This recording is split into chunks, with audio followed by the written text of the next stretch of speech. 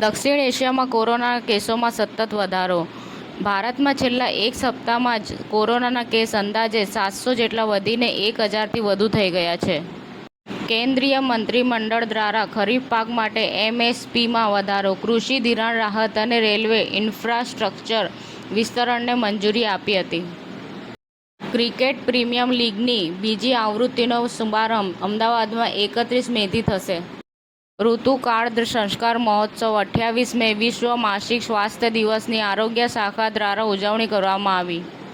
ગુજરાત ચૂંટણી પંચે રાજ્યની 8326 ગ્રામ પંચાયતોની ચૂંટણી માટે સમયપત્રક જાહેર કર્યું. અરવલ્લી જિલ્લાના આરોગ્ય વિભાગ દ્વારા માસિક સ્વચ્છતા દિવસની ઉજવણી કરવામાં આવી.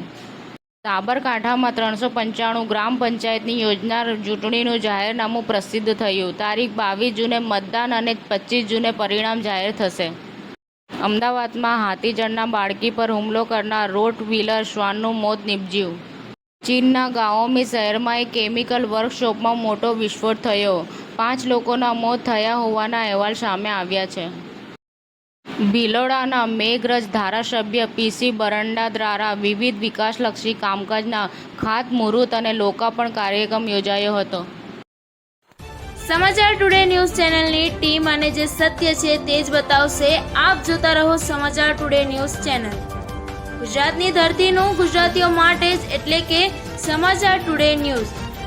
અમારી સમાચાર ટુડે ન્યૂઝ ચેનલને લાઈક કરો, શેર કરો અને સબસ્ક્રાઇબ કરો અને જોડાયા રહો સમાચાર ટુડે ન્યૂઝ ચેનલ સાથે.